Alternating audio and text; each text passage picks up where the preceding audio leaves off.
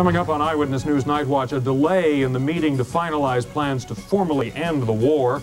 Also, Kuwaiti authorities say they are discovering staggering numbers of atrocities perpetrated by the Iraqis. And Hollywood releases its musical tribute to the troops in the Gulf. We'll play the entire video for you tonight. These stories and more next on Eyewitness News Nightwatch. WWL-TV Channel 4, New Orleans. From Louisiana's news leader, this is Channel 4's Eyewitness News Nightwatch. Good evening. We start off the news tonight with a tragic story that is still breaking. 3 young children died when fire swept through their West Bank home this evening. The fire broke out just after 8 in their apartment in the 1000 block of Mary Poppins in Harvey. Firemen still on the scene. We'll try to bring you more information as we get it. The long-awaited battlefield rendezvous between General Norman Schwarzkopf and Iraqi generals has been delayed until Sunday. Schwarzkopf was to meet with his Iraqi counterparts tomorrow, but the Iraqis are apparently having logistical problems reaching the secret location. One of the top priorities of the meeting is to arrange for the release of all prisoners of war. Top priority is to get the prisoners back, not only our prisoners of war, but the coalition prisoners of war, civilian hostages, the CBS News crew. In my view, we're dealing with humanity here, so all of them would have equal priority. The Pentagon says it has intelligence information that Iraq tortured and killed 2 Allied POWs from Britain. Iraq is denying the charge. U.S. military officials say Iraq has no choice but to obey all the conditions of the ceasefire. We have the ability to resume hostilities at a moment's notice if the President gives the word for us to do so. There are still means of production and distribution that exist within the country that could be attacked, and it would depend on what a national decision was. We're obviously in a position in the military to do just about anything that the President wants to do. Another key issue for talks, the Allied demand that Iraq turn over maps of all landmines. Just today, 2 American medical personnel died when they triggered landmines in the desert. The body of a serviceman killed in the Persian Gulf will be shipped back to Louisiana for burial. 20-year-old Private First Class Adrian Stokes was born in Baton Rouge but grew up in California.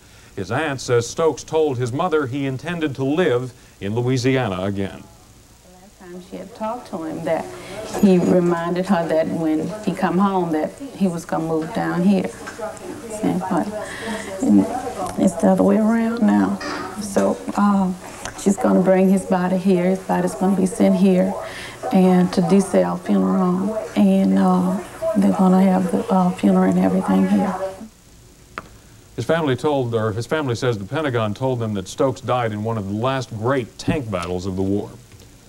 Louisiana senators seem to have played a key role in the president's ability to win congressional okay for the war in the first place. Today's Wall Street Journal says the White House concentrated its lobbying efforts on Bennett Johnston and John Breaux and senators from 2 other states. The president won the congressional green light for the war back in January with only 2 votes to spare. The Journal says the White House strategy was to focus on 6 senators, including Johnston and Breaux. The Journal says the White House had it figured this way. Each senator would be more likely to vote for war if he knew his home state partner was doing the same. That way they could provide political cover for one another in case public sentiment shifted against the war later. Before the vote, Johnston, fresh from a closer than expected re-election battle, was firmly against the war. We do not have any basic, vital American interest for which it's worth American boys and girls and women going over there and dying for. But the senator changed his mind at the 11th hour, siding with the president. The president has made his decision. I think that's the message that comes out of this, that the president has decided. And I think we need to back him. Unlike Johnston, Breaux essentially backed Mr. Bush from the beginning. Channel 4 political analyst Ed Renwick notes Breaux faces re-election himself only next year. It was a much, much tougher vote for Breaux than it was for Johnston. And of course, Breaux went with the president, and I'm sure he's eternally grateful for that. Renwick believes the same may not be true for Congressman William Jefferson, the sole member of Louisiana's delegation to vote against the resolution. Now polls show overwhelming voter approval of the war. I think Jefferson's vote against the war hurt him deeply. However, once the war began, Jefferson repeatedly expressed his support for U.S. troops. The Congress has already decided that debate, and now the question is whether we'll support the armed forces in the field fully so that we might limit casualties and bring as many back home safely as we can. Jefferson's vote on the war was the very first issue he faced as a new member of Congress. President Bush today singled out a Louisiana legislator for special recognition. State Representative Hunt Downer of Houma is a National Guardsman on active duty at Fort Polk. At a meeting with state lawmakers from across the country, Bush applauded Downer for his service. Those who certainly are making sacrifices and those who have laid down their lives and paid the supreme sacrifice are the ones who really should be singled out. And I was just humbled by the President's comments. Downer says he was awed by being so close to the President. Governor Buddy Roemer is trying to convince the Pentagon to release thousands of Louisiana National Guardsmen from active duty as quickly as possible. Roemer says he's called the Pentagon and the White House asking for special consideration since Louisiana activated such a large number of Guardsmen. But once a decision is made about which troops to release, Roemer says getting them back home will be complicated. 5, 6, 7 months to get them in. It's going to take a while to get them out. There's more work to be done in terms of the cleanup. And some of our National Guard troops are in engineering battalions, which might have to stay longer than other troops. More than 2,000 Louisiana Guardsmen are now in the Persian Gulf. Another 4,400 are still undergoing combat training in Louisiana and Texas. Kuwaiti authorities say they are just beginning to uncover the staggering number of victims killed by Iraqi soldiers. Medical officials today showed journalists some of the bodies of Kuwaiti victims. They say many had been tortured or maimed or raped before being killed. We see kids, we see women, we see doctors, I mean, it's awful. It's a nightmare. It's a nightmare. The damage done to Kuwait by the Iraqi troops is also shocking. Hundreds of Iraqi tanks and abandoned vehicles line the streets. There are even dead bodies of Iraqi soldiers killed in action. President Bush today acknowledged the tremendous amount of damage done to Iraq during the war, but he vehemently opposes putting the burden of rebuilding Iraq on the American people. Iraq has a big reconstruction job to do, but I'll be honest with you, at this point I don't want to see one single dime of the United States taxpayers' money go into the reconstruction of Iraq. Now, you want to talk about helping a child? You want to talk about helping disease, something of that nature? Of course the United States will step up and do what is human, which is that which we've always done. Bush says humanitarian aid will be one of the topics discussed during the upcoming meeting between the Allies and Iraq. Still ahead on Eyewitness News Nightwatch, 2 New Orleans police officers indicted on drug charges tell very different stories than their federal prosecutors. And a little later, some top stars send a message of pride and praise to the troops in the Gulf. You're watching Louisiana's news leader, Channel 4's Eyewitness News Nightwatch. When Nissan designed the Sentra Sport sedans, we did everything we could to make them desirable. Our 4-door GXE has European styling and all the luxuries. Our 2-door SER has a high-performance engine and available anti-lock braking. And we priced all of them to be the most affordable line of sports sedans around, which makes the Sentras not just desirable, they're irresistible. The Nissan Sentra. If you try it, you'll buy it. Drive a Sentra at your nearest Nissan dealer now. It's the Hurwitz Men's and Units warehouse sale, but hurry, it's only for 2 days.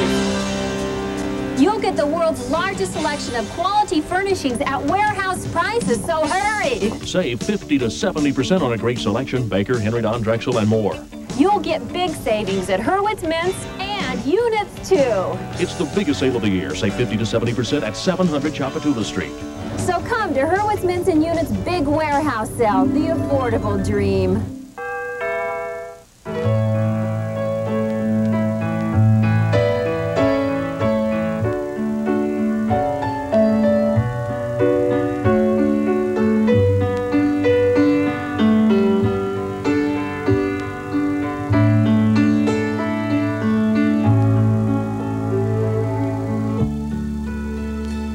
Discover true serenity in a park-like setting. Call, write, or visit beautiful Garden of Memories, Metairie. Go west, cross the river and save. 1991 Nissans, 1990 price. Only at the Ray Brandt Nissan Clearance Center on the West Bank. Cross the river for big Clearance Center savings. 1991 Stanzas, $90 down or $90 a month. Save thousands on a new Nissan. 1991 Nissan Pickup, $90 down or $90 a month. Forget the factory sticker. Forget at a dealer markup. Make no payments for 90 days. 1991 Nissan. That's 1990 prices. Ray Brandt Nissan, Louisiana's #1 Nissan dealer 4 years in a row. Come to 1884 West Bank Expressway and save. Indicted New Orleans police officers David Singleton and Raynard Smith were released on $50,000 bond today. The officers face federal cocaine trafficking charges. Mike Longman has been looking into one of the incidents that forms the basis of the federal charges. And from the newsroom, he reports the officers and the federal government tell two very different stories of what went on. Mike? That's right, John. The incident we have been looking at happened November the 29th of 1989. It accounts for two of the charges lodged against the one-time police partners. Now, according to their own words, the officers claimed they were simply letting one drug suspect lead them to another. According to the Justice Department, Officers Singleton and Smith were really there to sell cocaine themselves. In this police report obtained by Eyewitness News, filed by Officers Singleton and Smith 2 weeks after the incident, the officers say it was here, at the intersection of Jackson and Annunciation, that they spotted two vehicles leaving the St. Thomas project. Because they were rental cars, the officers deduced they were potentially carrying drugs. The officers say they followed the cars to this intersection and watched the two suspects enter this house on 3rd Street. When they came out, Officers Singleton and Smith arrested a man identified as George Hanley Jr. of Pontiac, Michigan, and this man, identified as Bernard W. Lee of New Orleans. They arrested both for possession of 223 grams of cocaine with intent to distribute. The officers wrote in their report that they decided to unhandcuff both suspects and follow them to this parking lot in East New Orleans because they said another drug transaction was about to take place. Is what you put in that report true in December about what happened with that arrest? They don't have any comments on that. It was here in the 5700 block of Crowder, in the same parking lot, that DEA agents converged on Officers Singleton and Smith. The federal indictment and sources say that one of the officers actually pulled his weapon on the DEA agents. There is no mention of any armed encounter in the Singleton and Smith report. In their report, Officers Singleton and Smith wrote that the cocaine belonged to the two arrested suspects. The federal government is now alleging the cocaine belonged to them. Case is in progress. Let's just see what happens. Have you seen the report, December? We've seen some count 3 and 4 in the indictment? We've not seen anything at this point, other than the fact that we've got a very vague indictment. That's all we've seen.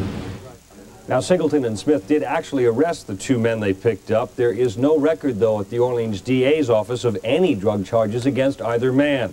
At the same time, Sheriff Fode's records do reflect that Bernard Lee was, in fact, arrested on the 30th, on December the 30th.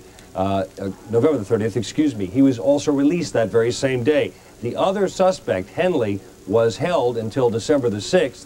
He was then also released. So, John, clearly when this comes to trial, that report will be going up against the federal indictment. All right, thanks, Mike Longman. The post-war stock market was more subdued than many analysts expected. Our local stock index, for example, had its first losing week since the war began. Financial analyst Fred Siegel is here with his weekly review. It's what we call backing and filling, John.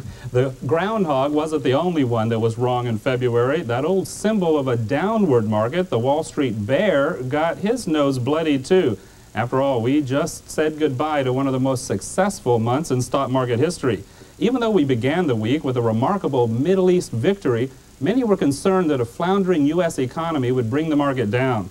As you can see, stocks continued their consolidation the first couple of days. Then, when it seemed that sellers had done all the damage they could, the market spurted back to the upside, closing above the 2,900 level once again. Most investors seem to have concluded that the economy will recover slowly, allowing interest rates to go still lower. The powerful 5-week rally in our local stock index ran out of steam. The biggest downdraft came in the first 2 days of trading. Then it stabilized, showing an overall loss of 4.6%. The stock of New Orleans-based GTS Corporation suffered the worst, losing 31% on the week. Though there are some clouds still on the horizon, war clouds are not one of them. And that has spelled relief all the way from Wall Street to Main Street. How much of this, Fred, the fact that we didn't have all that stellar a week, can be explained by the fact that Wall Street had already made the adjustments anticipating victory? That's basically it. And now they're looking for a new theme, and it looks like the theme is shares of companies that will benefit from the Kuwaiti rebuilding. All right, thanks, Fred. Up next on Eyewitness News Night Watch, college baseball action from the Dome. Jim has highlights in sports.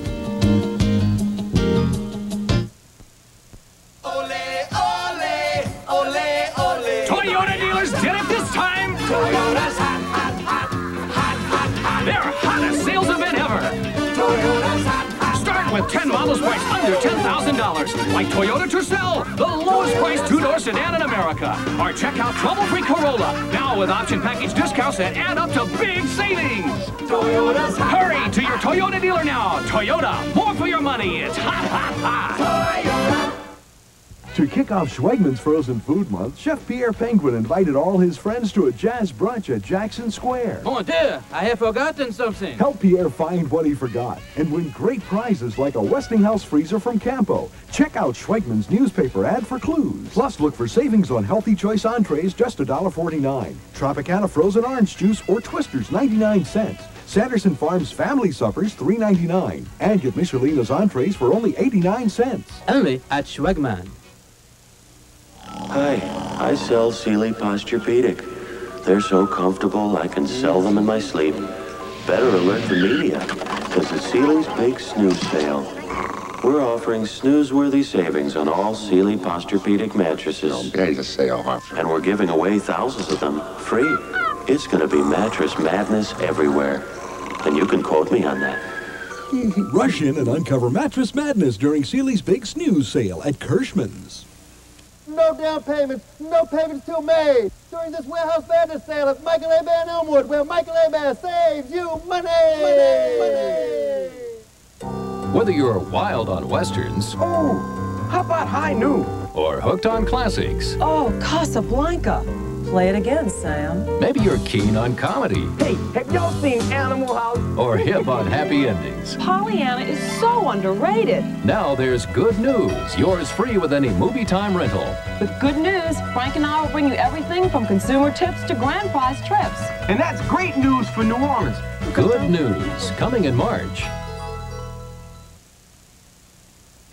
2-1. That's what counts. Louisiana well, over. They've got the lead over after Florida. one day. Boy, you couldn't ask for anything more from a college football game than LSU and Miami provided tonight. The top-ranked Tigers and the 6th-ranked Hurricanes played a tight one tonight in the final game of the opening day triple header in the Busch Challenge 5. LSU took the lead in the bottom of the 4th with Gary Hemel sending a hanging curveball up, and over the left field wall to make it 1-0 LSU. It was 2-1 Tigers in the top of the 6th.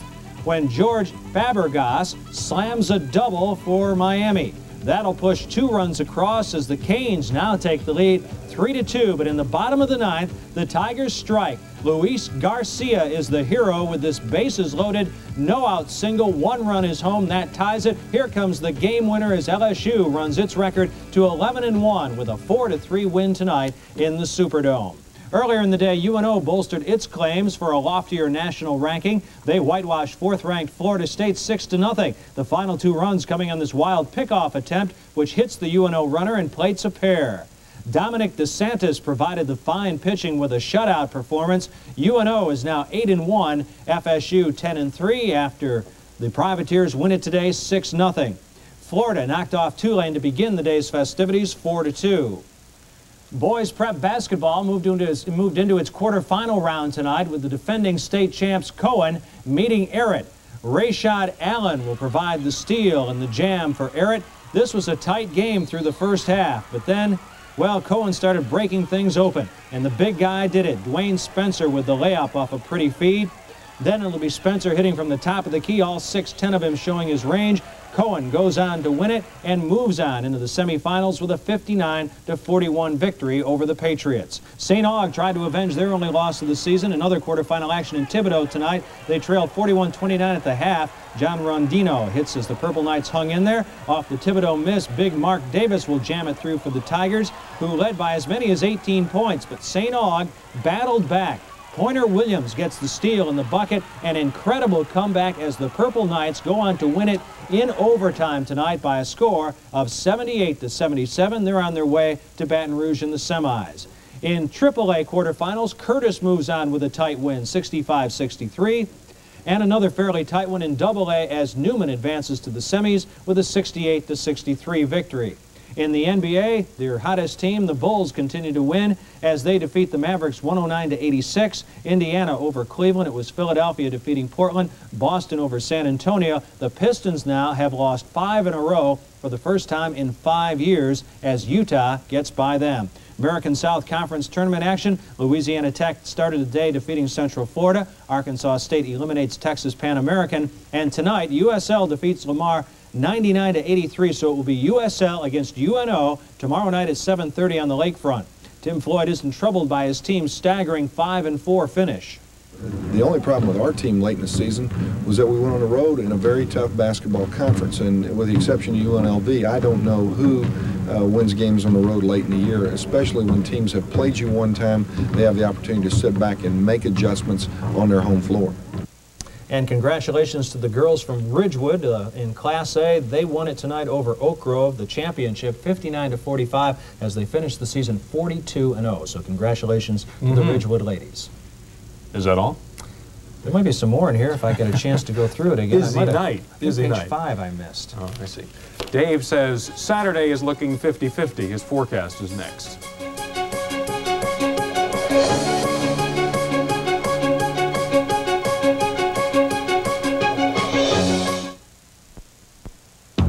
Lincoln makes driving a Continental for only $399 a month as easy as pie. Get $1,300 cash back with a 24-month Ford Credit Red Carpet lease. Then apply that cash toward your down payment, refundable security deposit at first month's payment, or keep it. You wouldn't buy a whole pie if you only wanted a piece, so why pay for a whole car if you only want 2 years' worth? A 24-month lease on Continental, just $399 a month, easy as pie, and it's just around the corner. Get a lease on luxury at your Lincoln Mercury dealer today. Don't put it off. Come to Campo tomorrow. For one day only, Campo cuts prices to the bone on TVs, VCRs, laundry, refrigerators, and ranges. Through special arrangements with name brands, Campo offers cordless phones, personal stereos, even computers at one day only low prices. You must shop Campo tomorrow to get 0% financing until September. That's nothing down, no interest, and no payments. Tomorrow only, it's a giant one-day sale at every Campo. If you're a hot band just waiting for a big break, then stardom could be as close as the nearest mailbox. As Audubon Zoo and WWL-TV invite you to enter Jazz Search 91. Win a free demo tape from South Lake Studios, plus a coveted slot at Jazz Fest. And a Spirit of Louisiana video on Channel 4. For more information, call the zoo and enter Jazz Search 91. Save big at LeBlanc Hyundai this Thursday, Friday, and Saturday only. Big discounts, and you can get $1,500 cash. Hurry, sale in Saturday night at LeBlanc Hyundai, partner. My father admitted to me that he had killed my husband, Mike. Nobody wanted to believe it, even though the facts began to speak for themselves. Did he do it for the insurance money? I believe that he did.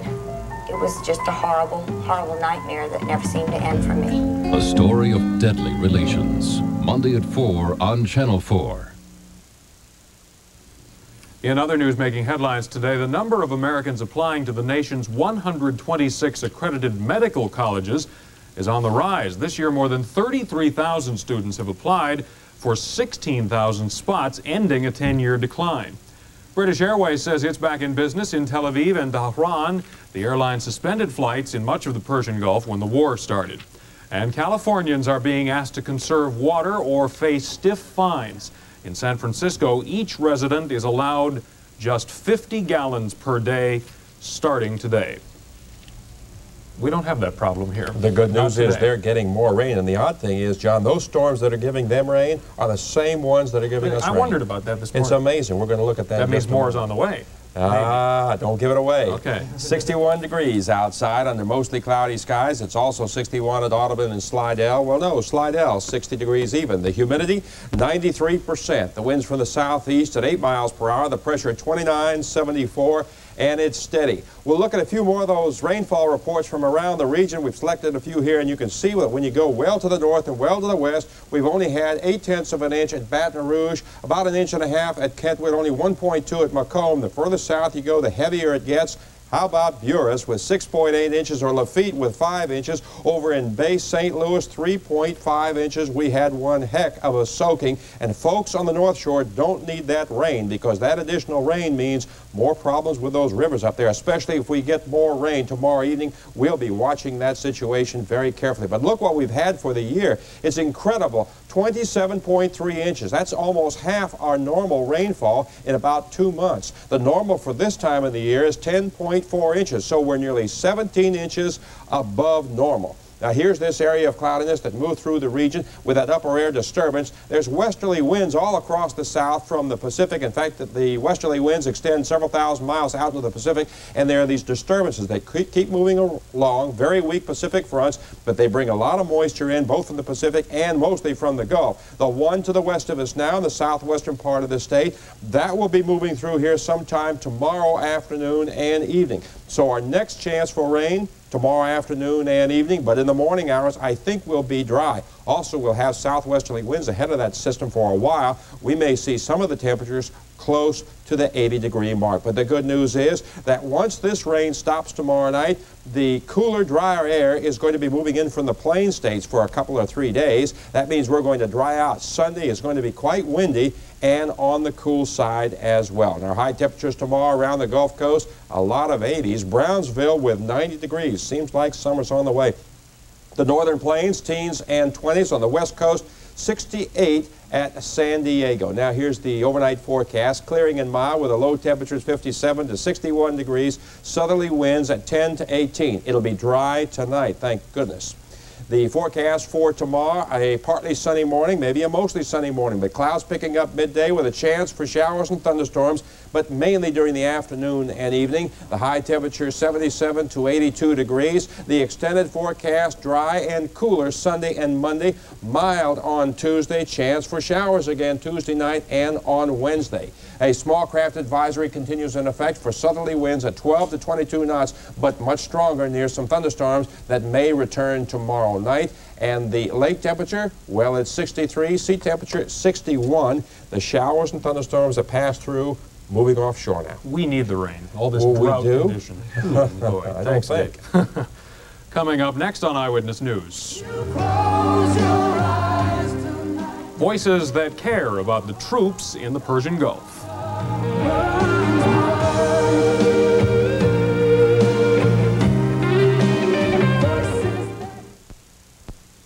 Are you tired of working for others? Thousands have achieved financial independence, and so can you by visiting the Franchise Expo this weekend. Why do people want to run their own business? If I'm going to be working hard, I'd like to be doing it for me and not doing it for somebody else. Visit the Franchise Expo and discover a wide variety of opportunities to suit every budget. The Louisiana Franchise Expo this Saturday and Sunday only at the Rivergate Exhibition Center on Canal Street downtown. Don't miss it. Get extra savings at Soundtrack this weekend during our audio-video extravaganza. We've made big buys of famous brands to bring you extra low prices. And 6-month 0% financing makes this an extra good time to buy. Panasonic 19-inch color TVs with remote at an extra low $229. RCA VCRs with remote save $81 at just $199. But you must act now. Prices and financing good through March 10th only at every Soundtrack. It's WWL-TV's Good News. 10 minutes of just what's what. Plus the chance to win a grand prize every month. Hi, I'm diver Danny Lyons, and this month's Good News is coming from the Aquarium of the Americas. And you could win a trip for 2 to Boston. You'll fly U.S. Air with guest accommodations courtesy of the Sheraton New Orleans. There's a prize ticket inside every tape, So get WWL-TV's Good News Video Magazine, a free rental from any movie time. We drove our Nissan Maxima SE through some really tough tests. We tested its 160 horses to make sure it was a true sports car. We tested Maxima's features to make sure it was a true luxury sedan. We even tested its available anti-lock brakes. So now you think we're going to say Nissan Maxima SE passed every test? Hardly, because now it's your turn to test it. A Nissan Maxima. If you try it, you'll buy it. And here's another great reason to try it at your local Nissan dealer. Updating a story we reported earlier, 3 young girls were killed in a fire tonight in a Harvey apartment complex. Mike Longman now joins us from the newsroom with more on the story. Mike? John, the fire broke out just about 8:18 tonight at the Apple Trace Apartments. That's located on East Mary Poppins Drive in Harvey. Now, 3 girls, all reported to be sisters, aged 18 months, 2.5 years, and 3 years of age, were killed in the fire. All 3 were found in a rear bedroom of the home. According to fire officials on the scene, the mother may not have been home when the fire broke out. Officials at West Jeff pronounced all 3 girls dead on arrival there. They say the girls may have died from smoke inhalation. Now, there is no indication as yet what sparked that fire. No indication either if there were any smoke detectors in the apartment at the Apple Trace Apartments. But again, in Harvey tonight, 3 dead, all of them children, perishing in a 2-alarm fire. Back to you, John. All right, thank you, Mike Longman from the newsroom.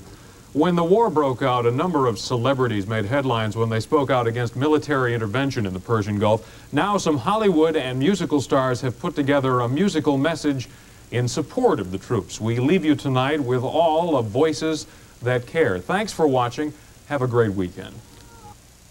How to avoid depression next week. And now, with today's Channel 4 editorial, here is Phil Johnson. Good evening. While America is still in the first flushes of euphoria over the end of the war in the Persian Gulf, celebrating the generals and the fighting men and women who made the dramatic victory possible, we should also look to the other heroes of the war. They didn't fire a gun or drop a bomb, they didn't destroy Iraqi tanks or take out whole divisions, but in a very real way, they made it all happen. We're talking about the people who handled the incredibly complex logistical side of this war.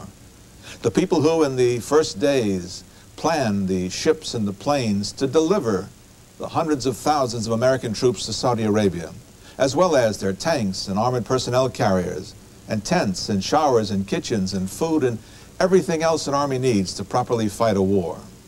All this was done in a matter of months. In effect, it was almost like moving the entire city of New Orleans to Saudi Arabia, with our own electricity generation, water supplies, everything we need to subsist and thrive. Even more spectacular was the logistical support of the troops in the field. Now just imagine that brilliant dash of the armored divisions on the Iraqi west flank. Over 1,000 tanks covering hundreds of miles in 2 days. And those tanks get 9 gallons to the mile. Now that's what I said, not 9 miles to the gallon, but 9 gallons to the mile. That's a lot of fuel. It had to be there when needed, and it was. We have heroes aplenty in this war, from generals on down to the buck privates. But when the medals are handed out, some should be reserved for the logistics and supply people. They too were superb. They too share this victory. Good evening. This has been a statement of opinion by the management of WWL-TV. If you disagree, we invite your reply.